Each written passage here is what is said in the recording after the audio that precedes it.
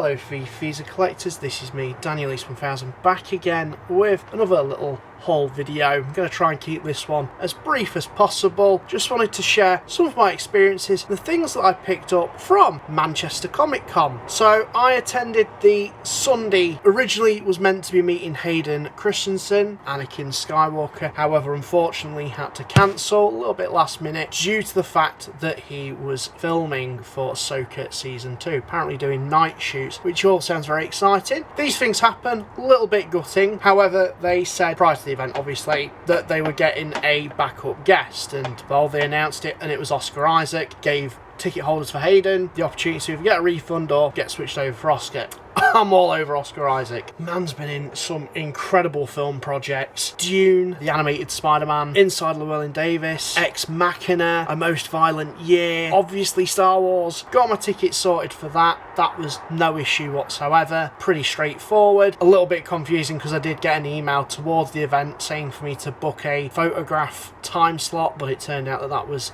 sent out in error. These things happen. So anyway, on the Saturday, get into Manchester, meet up with James. Most of you should know him if you follow the channel. RoboQuiff Collects.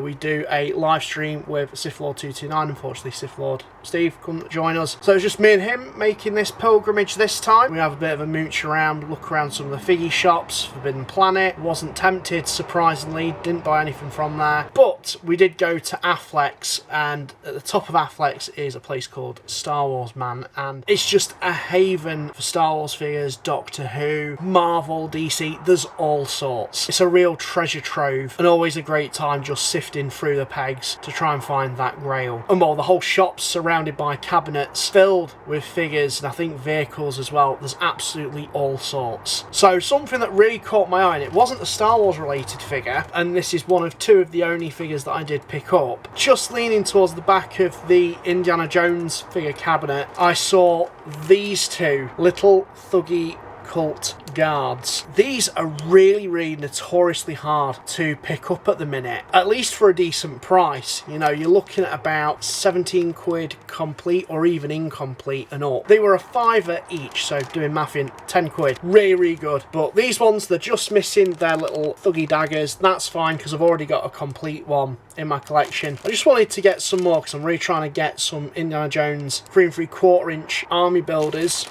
because I do hopefully intend to get some dioramas made. These are going to definitely add to my Thuggy Cult ranks in really good condition as well. So after that, doing a bit more of a mooch, we went up to the Trafford Centre because I've always been interested to see the Lego store there. Apparently you can sometimes find some retired sets and things like that. We completely forgot though that WH Smiths have taken over Toys R Us, so very few select stores have a Toys R Us built into them. So to mine and James's surprise, we saw that inside the Trafford Centre there was one of these Toys R Us's in there, and a wave of nostalgia hit us. We rushed in. Granted, the nostalgia overtook the actual reality, because at least for me it was a bit naff compared to what Toys R Us used to be. You know, those big majestic buildings filled with toys all under one roof, and now it's just to the back of a bookshop. A bit tragic, but they did have some Geoffrey the Giraffe little exclusive items which I had no clue about. I think there was an offer as well. If you spent over 25 quid you got a free Geoffrey the Giraffe plushie. I didn't take up that because there was nothing really there that was taking my fancy, FIGGIE wise or even Lego. They did have this, and this might be competitor for FIGGIE of the year. It's Geoffrey the Giraffe, Toys R Us exclusive. This was £6.99 I want to say. I had to pick this up. There's a wave of nostalgia. It's a bit of a cheap tatty toy, but for 6 quid, who's going to complain at this for a bit of nostalgia's sake? And it also has a bit of a rundown of Toys R Us's history. I'm going to keep it boxed, just for sheer nostalgia's sake.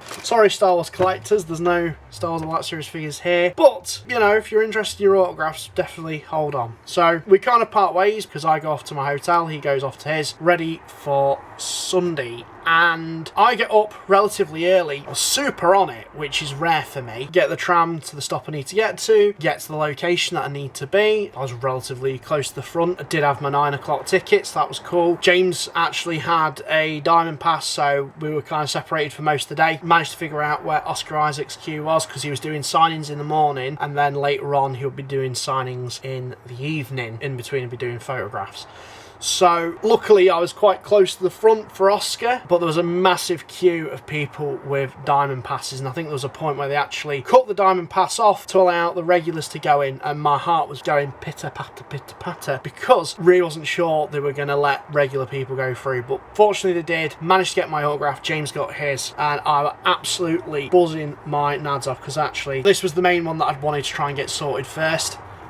And there it is. That was my main priority at the event, was for Oscar Isaac, and I actually got this picture printed myself. Some of the pictures online just weren't doing it for me. It's a little bit grainy in person, and at a distance it looks pretty fine, but the main feature is that autograph from Oscar Isaac himself in gold, and that is absolutely awesome. I'm so happy to have this in the collection. I got a nice little bit of talking time with him, you know, just kind of did some pleasantries, said thank you, mentioned some of the media that I've seen him in, and obviously Poe Dameron, one of my favourite sequel trilogy era characters. Keep it suits you.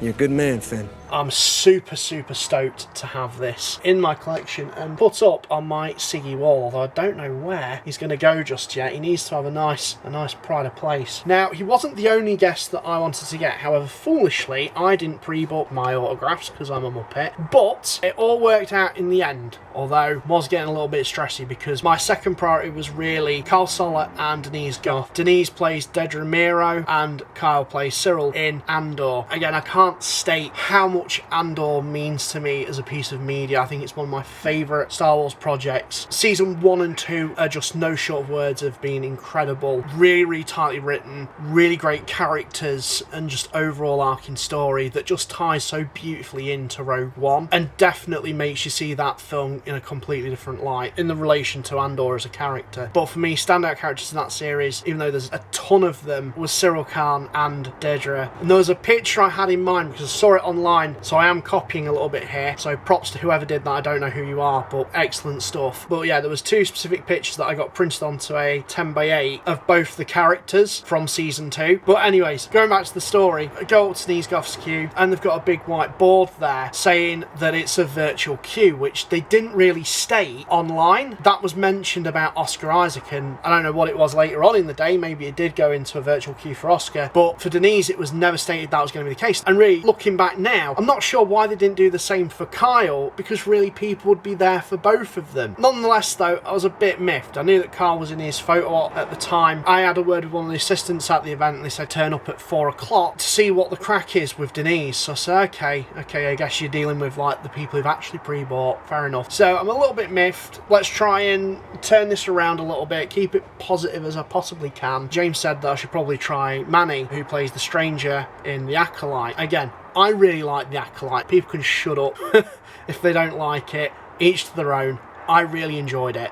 Took a little bit of time to get to him, but he took so much time and effort with people and having conversations with them. It was really nice, and I even got a chance to talk to him because actually they'd just announced at San Diego Comic-Con that they were doing a Black Series figure of him, which is well overdue. I'm so glad they're doing it. I'm so glad that I now don't have to do a custom of it.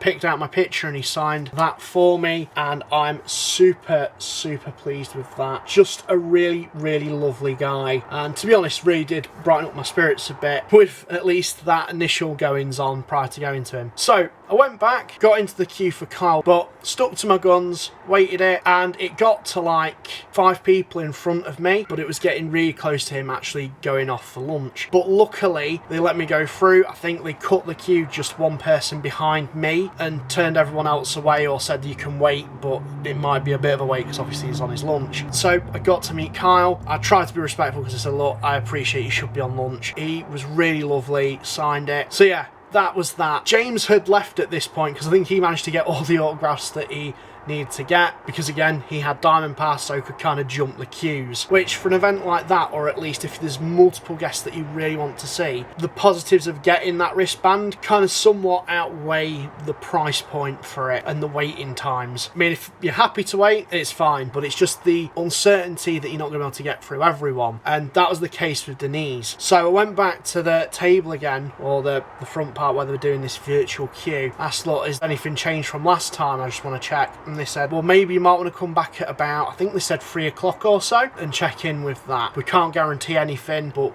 we'll see what we can try and do. So, okay, no worries, cool. So during that time, I had a little look around the exhibition centre. I think I did that, not even in 30 minutes. The actual vendors, there was barely any vendors there that really took an interest in me, and also it was packed. The whole venue was absolutely rammed, which was really cool to see. Didn't really get much of a look into figures and things like that, although I couldn't really spot anything that really pulled my attention away other than some Gentle Giant and Sideshow Indiana Jones figures, but they were a bit out of my price budget for the event. But if I ever go to another one and that vendor's there, then hopefully they'll still have them, because I'd be really tempted. But my feet were freaking killing at that point.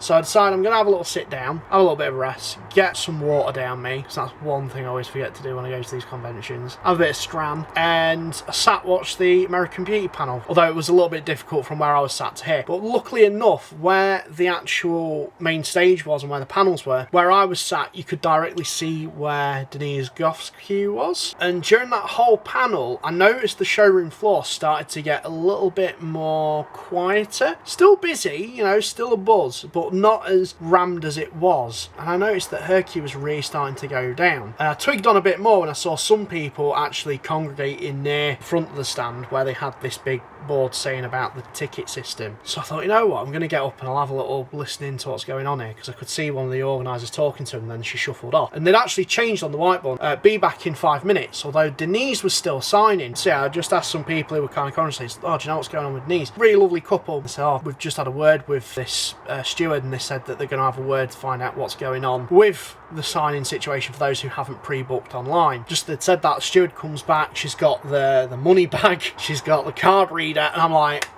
oh, please. And she basically said, yeah, I'll let you guys through because it's gone a bit quiet now. After we did that, and after we got in the queue, more people turned up. Really was starting to worry I wasn't going to be able to meet Denise or get an autograph from her. But the nice thing was the fact that as they were sorting people out behind me, I was given a bit of time to talk to her, and I really had a lovely conversation with her, which made the day just perfect. Obviously, I showed her the pitch that I wanted to be signed, and she was like, this is one of my favourite pictures, thank you. She told me as well, and I didn't actually realise this, that the scenes that they did, I brought a picture, were all improvised, weren't in the script. It was just all them ad-libbing it effectively. And so this is what I got: Denise Goff and Carl Soler to autograph. Happy Dedra and a very sad Cyril just lapsed on his bed there. I am so pleased I got this signed. It's just absolutely awesome. That made a very long day really, really worth it. I can't even begin to say how somewhat stressful it was, I think it's fair to say, but it all worked out in the end. A bit of perseverance, a bit of patience as well, I think is needed. That's something I've learned from this particular con. It was also really cool to meet some of you guys who watch me. Apparently people watch me. That was very surreal, pinch myself kind of moment. So thank you to those of you that did come up and say hi to me.